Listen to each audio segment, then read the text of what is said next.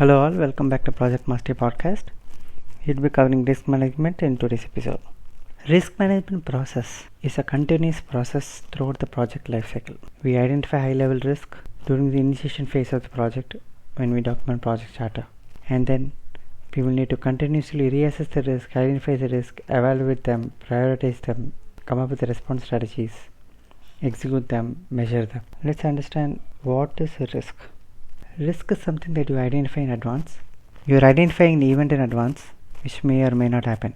When it happens, it's going to create a negative impact or positive impact on the project. When it creates a negative impact on the project, we call it as a threat. When it creates a positive impact on the project, we call it as an opportunity. Let's take an example of an opportunity. I have a resource who is very productive and multi-skilled resource. If I utilize him for this particular complex module, then I will be able to save the project time by 20 days. This is an opportunity. There is another opportunity where instead of purchasing 5 different licenses in different phases, if I buy all the 5 licenses now itself, then I get a 50% discount with the vendor, and in this manner I'll be able to reduce cost. So this is another opportunity that you have. Example of threat: there's a delay to schedule by 15 days, there's a budget overshoot by $20,000, there's a resource risk, resource not available, unavailability of resources, shortage of skills. There's a risk of contract getting terminated. It's a procurement risk. We're talking about procurement risk, quality risk, resource risk, scope risk, schedule risk. There's a risk of not delivering the scope on time. Let's understand certain terminologies. Risk appetite. Risk appetite refers to the willingness to accept the level of risk. Risk appetite is also called risk tolerance. It refers to the level of risk you are willing to accept. For example, I'm okay to have a risk with schedule. I'm okay to have a risk with cost. I cannot accommodate any risk for quality. I cannot accommodate any risk with scope. We talk about risk threshold. Risk threshold refers to the specific point beyond which the risk becomes unacceptable. I'm okay to have a risk with schedule, but not beyond 20 days. I'm okay to have a risk with cost, meaning I'm okay with a budget overshoot of 15%, but not beyond 15%. An organization which is risk averse, meaning it is not engaging risk, it cannot accept risk, then it becomes a problem for you when you are coming up with a new initiative which is having significant risk. Then even though if you have successful response strategies with you, you will not be able to get the required buy-in. Risk appetite, risk threshold will have an impact on how you plan and execute the project. How do you identify risk? There are certain tools that you can use for identifying risk. You can perform brainstorming sessions with all the stakeholders. You can have a one-to-one interview session with specific stakeholders. You can perform SWOT analysis. You will need to analyze all the checklists available in the project. You can perform documentation reviews where you review all the documentation which is available in the project and then try to find out gaps there. You can also do root cause analysis, find out what are the assumptions present, find out what are the constraints present, validate those assumptions, analyze those constraints. Understand what is uncertainty. Uncertainty means you don't have the required knowledge about a particular event and you're not able to draw conclusions from data. So when you dig further on these uncertainties, for example, I don't know how much time it's going to take, I don't know how much cost it's going to take, schedule is uncertain, cost is uncertain, then you may use spikes which are part of iterations where you can do a POC, proof of concept, and you can do technical feasibility. You dig in the uncertainties further and you can discover risk there. I have identified 100 risks in the project. I don't have the time to address all of these risks. It's not possible for me to come up with a risk response plan for all of these risks. So I will need to prioritize them. The next step that I do is I have to do a qualitative risk analysis, meaning I need to determine the probability and impact of the risk to understand the priority. Probability refers to the likely chance an event is going to happen. Impact refers to what kind of a consequence, negative or positive, it's going to have on the project. High probability, medium probability, low probability, high impact, medium impact, low impact. This is where I use the probability impact metrics tool in an organization. It is nothing but interpretation of the rating. Let's say for example 1 means low, 2 means medium, 3 means high for a probability scale. For an impact scale, you can consider 1 as critical impact, 2 as medium impact to schedule, 3 as medium impact to cost. Anything with an impact of more than 15% for the cost, then you consider it as 3. So it's basically a rating and an interpretation. So based on the probability and the impact scale which is maintained by every organization, you will come up with a numeric value for the particular risk. So you are going to identify the probability and impact of the risk, the priority of the risk. When you assess the risk, you need to consider other factors like timing of the risk, when it's going to happen, how frequent it's going to happen, how urgent it is. You should also do a quality assessment of the risk data. For example, I want to see the data that is surrounding the risk, which is making me say that this is going to happen. That's based on the data. So I need to analyze the data to identify whether it is accurate, whether it is reliable. I need to validate the assumptions and confirm, yes, the data is right. So based on the data, we are confirming this risk is bound to happen. For example, in your personal life, let's say that today I'm going to office, but it is raining heavily, and I know that if you go through a particular route, there's going to be heavy water logging, knee deep water, and my vehicle will stop. I will not be able to reach office on time. There's an important client meeting, and it will impact the project quality, schedule, customer satisfaction. So I come up with 3 different risks here, including the machine getting damaged. How do we assess the data? I have confirmed through weather channels that it is going to rain heavily exactly at the same time when I'm going to travel to office, and exactly the route where I'm taking during that time there's going to be heavy rain, and that particular area is already a rain prone area. Historic information I've analyzed to confirm that knee deep water will be present at that time. How do I overcome this risk? Before that, I have assessed the data. I have confirmed that there is no other route available. I have to take up this route. I have also confirmed that the weather report is true, validated. Historically, I have confirmed that this kind of situation has happened earlier and I got stranded and there was a delay in reaching the office. So you need to assess the data quality, accuracy and the reliability. I know that there is a good drainage system available and there's a machinery which will be turned on, which will ensure that all the water gets drained out. But you are assuming that the machine is going to work on that day. You validate your assumptions because it's a holiday on that day. Machine is not going to be used, so water logging will still be there. There's going to be knee deep water, and the centimeter rain, based on the centimeter rain, you will come to know that it is completely submerged. Or you come to know, okay, the machine is going to be turned on right at the time when you are going through the route to office, and by that time the water would have drained and the risk is very less. You can reach office probably 30 minutes delay instead of reaching office only after 4 hours from the original time, or you will not be able to reach office at all. So you need to analyze these things first when you are determining the probability and impact. Based on this, you will be able to confirm whether there is going to be a high probability of the risk happening and what is going to be the impact. This is a subjective analysis. Qualitative risk analysis that you perform on the identified risk is a subjective analysis. You say there is going to be a medium impact to schedule, medium impact to cost, high impact to scope. What else you do as part of qualitative risk analysis? You also categorize risk. Risk categorization refers to the sources of risk. Risk categories are basically sources of risk. Example: scope, schedule, quality, customer satisfaction, suppliers, environmental regulations, team conflict. So you're going to group all the risk into the source of risk, into risk categories. And then when you do a root cause analysis, you'll be able to find out that there is a single cause for all the risk, and you can eliminate the cause, and that cause will help you eliminate many risks. You perform risk categorization of the identified risk. You perform data quality assessment, and then you determine the probability and impact for the particular risk. All these activities you do, and you call them as qualitative risk analysis. You also determine the anticipated time between when a risk occurs and when it impacts. Once you complete the qualitative risk analysis process, you actually need to update the risk register. Risk register is a dynamic document which will have all the information about risk management. You're going to document the risk that have been identified, and then you're going to update the priority of the risk. You're going to update the probability impact of the risk. So for every process that you follow, that you conduct as part of risk management, you're going to update the resulting information in the risk register. This register is an output of every activity that you do as part of risk management process.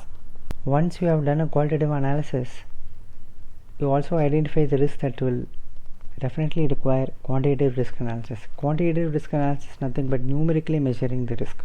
If I say there is a medium impact schedule, I need to numerically identify as part of quantitative risk analysis, where quantitatively I am measuring the risk. There is a medium impact to schedule, there is a medium impact to cost. There is a 15% impact to cost and a delay by 20 days to schedule. There is a 20% deterioration in quality. There are 2 new critical paths getting introduced. There is a probability of the project finishing by this X date within this X time frame. Quantitatively measuring, this is a very time consuming process. You will do it only for extremely critical high risk where it is going to jeopardize the project. So you will probably use quantitative risk analysis tools like simulations. Example, Monte Carlo analysis is a simulation technique. You can assume that it's a system that performs various calculations. You want to calculate the probability of completing the project on a specific date, probability of a particular activity getting completed, what is the probability of new critical parts getting introduced, is the critical activity getting impacted. There is going to be a 20% cost overshoot with a 20 days delay to schedule and a 15% reduction in quality. So you will dig deeper to find out what is going to be the impact to the variables. The other tool that you can use is sensitivity analysis, which is also called a funnel diagram or a tornado diagram. You want to find out the potential impact of the identified risk and you want to compare them. You want to analyze and compare the impact of these risks. Then you can graphically compare the impact of the identified risk using sensitivity analysis tool. Another tool is EMV, which stands for expected monetary value. EMV is actually probability and impact. You multiply them. There is impact to cost by $50,000. The probability of this risk is 50%. Then it's going to be 50% multiplied by $50,000. This is going to be the EMV. EMV is going to be very useful when you have to make certain decisions based on risk analysis. Lower the EMV, then you go with the decision. Decision tree is also used as part of the quantitative risk analysis, where you want to consider the future events, then you go with decision tree analysis. This is where you make decisions by comparing EMVs. Once you have done a quantitative risk analysis of the risk, you would have arrived at a result like risk 1 is going to have a 15% budget overshoot, risk 2 is going to have a 20% budget overshoot, risk 3 is going to have a 30% budget overshoot with 10 days delay to schedule with 15% deterioration in quality. Risk 4 is going to impact customer satisfaction by 15% based on the customer feedback score. You have identified the risk, you have prioritized the risk, you did a qualitative risk analysis, and then you identified which risk need to go through quantitative risk analysis. Only those risks you are numerically measuring them. Now you have the prioritized list of risks and you will need to come up with a risk response plan. You need to come up with a strategy to handle these risks. You have to do something to eliminate the threat which is happening. You have to do something to make the opportunity happen. So you are going to increase the probability and impact of the opportunities. You want to decrease the probability and impact of threats. When it comes to threats, you are going to accept the risk, and when the risk happens, you have a plan, you execute the plan. This plan is called contingency plan. When a contingency plan is not effective and when it fails, then you have another plan that you have to execute when a contingency plan fails. That is called a fallback plan. What are the risk response strategies for threats? You want to avoid a risk. You want to eliminate the risk. Let's say, for example, there is a particular new module getting introduced, complex, there are critical parts getting impacted. This is going to bring about a schedule delay of 20 days. You talk to the customer and based on consensus, the scope gets reduced. So you are completely removing that particular scope, which is going to create a schedule delay. This is called avoid strategy. On the personal example, I was talking about the risk that I'm going to face when I'm going to travel to office today because it's raining heavily. I'm going to avoid the risk by not going to office today. Another strategy you're talking about is reducing the probability and the impact, which is called mitigation. The resource going on long leave, I'm going to fast track the transition. I'm going to do pair programming. I'm going to have another resource work on the same module along with him, and by the time the resource leaves, this resource would have acquired all the knowledge including practical experience. I'm going to train him in advance, and you'll be able to pick up the work from the time when the resource is not available. So instead of a 30-day schedule delay, or instead of a showstopper where the module is coming to a standstill with the critical resource leaving, that's going to be delayed only by 5 days with the second resource taking up the work in his absence. So you are reducing the probability impact here. Highest risk of the module not getting completed and coming to a standstill, that is getting reduced only by 2 days as going to be delayed. Mitigation is all about reducing the probability and impact. Any critical high priority risk, you reduce the priority of the risk so that it becomes a smaller risk. The next strategy we talk about is transfer. When you talk about a transfer, it's basically you're transferring the risk to a third party. For example, there's a risk of goods getting lost because of fire. You transfer it to third party insurance. You purchase insurance, which is a third party. You say that the team is not skilled enough to take up this particular work package, then you outsource the work to a vendor. This is what you call as a transfer strategy. You use avoidance strategy and mitigation strategy for high priority, high impact risk. Transfer strategy and acceptance strategy can be used for low priority, low impact risk. When you transfer a risk to an insurance company, then let's say that you have insured the goods for $40,000 and fire happens which is beyond, the damage is beyond the insured cost, then there is still a risk happening. So you call this as a residual risk. When it comes to opportunity, it is the opposite of avoid, where you exploit. You want to take advantage of the opportunity, you want to exploit the opportunity. There is a resource available in the market who is extremely productive. I want to hire the resource and utilize him for this critical module this month itself so that I can complete the work 10 days ahead of the schedule. So you start the hiring process now itself. I'm going to add a new work to this project which will help me to bring more opportunities for the team. Then I'm going to take all the effort possible to bring that scope immediately. I'm going to enhance. Enhance is another strategy which is the opposite of mitigate, meaning I'm increasing the probability and impact. If I'm able to connect with a vendor and get 50% discount, then it's going to help me save 20% cost. So you want to increase the probability and impact. So you decide to conduct meetings with vendor, you come up with meeting logistics, you find out when it is best to connect with the vendor and come up with presentations where you can make use of these presentations and impress the vendor to get the required discount. Share is another strategy for opportunity where you get into a partnership with different team or you do joint venture. You say that you are skilled on this particular technology and the other team is extremely skilled when it comes to business vision, business transformation. Strategies that are common for both a threat and an opportunity is when you can accept. You're going to accept a risk. You can either do a passive acceptance where you say that okay, this is going to happen, let it happen, I will do a workaround if that happens.